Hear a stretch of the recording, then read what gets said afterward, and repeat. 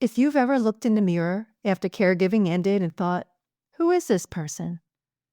If the scale crept up while your sense of identity slipped away, if you're carrying physical weight, but also the emotional weight of grief, guilt, and years of putting yourself last, then this episode is for you. Hi everyone, I'm Thérèse, and this is New York Girl Again, The After, the podcast for every caregiver who gave everything and is now standing in the after asking, what now? Today, we're diving into a part of the aftermath we don't always talk about, our bodies. Not just the pounds we gained, but the weight of sleepless nights, buried needs, stress, sacrifice, and yes, the emotional armor we wore to survive. But we're also going to talk about something more powerful, how we begin to reclaim our bodies, our health, and our strength, one small, intentional, loving step at a time. During caregiving, survival mode becomes your baseline. You make sure your loved one is getting every nutrient they need, while you grab what's ever nearby and call it a meal. You're skipping breakfast or binging at midnight, exhausted and desperate for anything to comfort you. Your cortisol is through the roof. Sleep? Fractured at best. And structured exercise? Not in our vocabulary. The only cardio you get is the mental gymnastics of managing medications, appointments, and emergencies, or treading water in the riptide of constant caregiving. The pounds creep on, muscle disappears, joint pain flares. You stop looking in mirrors. You put yourself so completely last that one day you barely recognize the reflection looking back. I know, because I lived it. Every ache, every joint pain, every wave of exhaustion felt like my body was breaking down, just as the person I loved most was. But like most caregivers, I pushed through, because we always do, until caregiving ends, and we're left in a body that feels like a stranger's. Let's break this down. Studies show that caregivers are at significantly higher risk of obesity, type 2 diabetes, cardiovascular disease, sleep disorders, and chronic joint and musculoskeletal pain. Why? Because the stress of caregiving isn't just emotional, it's biological. Studies show that chronic caregiving stress directly increases cortisol levels, disrupts sleep patterns, and contributes to weight gain and inflammation, especially around the abdomen. And with every extra pound, your body has to work harder. Just 10 pounds of extra body weight puts 30 to 60 pounds of additional force on your knees and lower back with every step. I remember it so vividly, those final 2 months of my dad's life, when my back pain had gotten so bad from all the extra weight I was carrying that I could no longer lift him off the floor on my own. I had done it so many times before, at least a few dozen times, maybe more. But now, I physically couldn't. My body simply gave out. And for the first time ever, I had to call for help. Our local firefighters came, and I'll never forget how kind they were, compassionate, gentle with my dad, respectful of our home. I was so incredibly grateful for them, but at the same time, I was devastated. I felt like I had failed my dad, like my body had failed me. And this was during COVID. Every time I had to open that door and let 4 or 5 people into our home, I was terrified. What if I was exposing my dad, already so vulnerable, to the very thing I had worked so hard to protect him from? It was a level of helplessness I had never experienced before, and an overwhelming grief of being unable to do it all anymore. So why does this happen? Why do our bodies take such a hit during caregiving? Because it's not just about food. It's about stress, sleep deprivation, hormonal imbalance, and the emotional weight we carry. And here's the science. When we're in chronic stress, our bodies flood with cortisol, the stress hormone.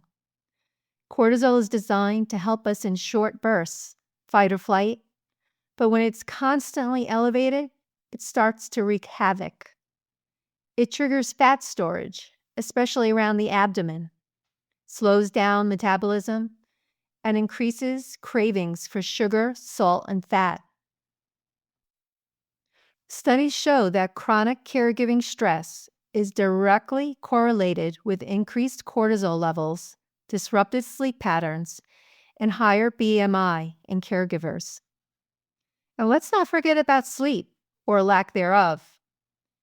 Caregivers lose an average of 2.5 to 3.5 hours of sleep per night, according to the National Alliance for Caregiving. Sleep deprivation doesn't just make you tired, it throws your entire endocrine system off. It increases ghrelin, your hunger hormone, decreases leptin, your fullness hormone. It makes you more likely to store fat. Then there's emotional eating, which is a real and biologically understandable coping mechanism. When we're in survival mode, we're not reaching for kale. We're reaching for what soothes, what's fast, what doesn't require 1 more ounce of energy. And over time, that adds up. Emotional eating. It's not about willpower. It's not about discipline. It's about survival. When you're caregiving, you're on high alert 24/7. You're depleted, overstimulated, and running on fumes. You might go 12 hours without a real meal and then collapse into a moment of stillness at midnight. And that's when it hits. The loneliness, the grief, the exhaustion. And food? It becomes comfort. Most times, the only comfort. Studies show that stress-related eating is highly prevalent among caregivers, especially women, and is associated with higher cortisol, disrupted hunger cues, and increased visceral fat storage. You're not mindlessly overeating. You're self-soothing. You're trying to feel anything other than empty. And let's be honest, food doesn't talk back. It doesn't argue. It doesn't criticize or need anything from you. It offers pleasure when everything else feels like pain. Emotional eating is the body's attempt to regulate a dysregulated nervous system. And in that moment, it makes sense. Neuroscientists have shown that high-fat, high-sugar foods activate the brain's reward centers and temporarily reduces stress responses. It's not weakness, it's neurobiology. But here's what I want you to know, especially if you're listening right now and feeling shame. You weren't broken. You were coping. You were surviving in the only way you knew how, in a system that often offers caregivers zero emotional support, no breaks, and very little compassion. So before we talk about changing eating habits or reclaiming our physical health, we have to start here with gentle understanding. Because until you stop waging war on yourself, your healing can't begin. And you deserve to heal with love, not punishment. And it's important to remember, caregiving changes your nervous system. Your body doesn't feel safe enough to rest. It's stuck in fight or flight, even after caregiving ends. Your digestion slows. Your muscles stay tense. Your energy becomes depleted. You're not lazy. You're not broken. You're a human being whose biology has been under siege. And all of that takes a toll. So no, it's not just weight. It's the physical aftermath of loving someone so hard that your own body became collateral damage. And I want you to hear this. You did not fail. Your body did not betray you. Your body adapted to survive. But now it's time to help it heal. And let me be honest, healing your body after caregiving isn't as simple as everyone makes it sound. People say things like, now you can focus on you, as if it's just a matter of flipping a switch. As I've mentioned in previous episodes, it took almost 2 years after my dad passed away before I started making sincere efforts, just trying to reclaim my health.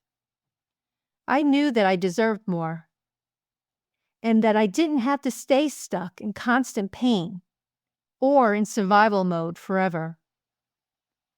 I have made several attempts in those 2 years. I would wake up full of intention, swearing today would be different, and then find myself emotionally eating by nightfall, searching for comfort in the only way I knew how. It felt like a cycle I couldn't break. And then, through the quiet magic of serendipity, something shifted. I decided to throw a surprise backyard party for the 10th ordination anniversary for the pastor at a local church where I was volunteering. It wasn't just a chance to celebrate a good human. It became my own little mission impossible. I was recruiting guests from past parishes, coordinating surprise video interviews, decorating in stealth mode, and running covert ops to keep it all under wraps. And somewhere in the middle of all that undercover joy-making, I started to come back to life. I've been a party planner since I was a kid, and this was fun. It felt so good. It felt like me again. And in the process, without even trying to focus on weight, I started moving more. I was more active. I was laughing again.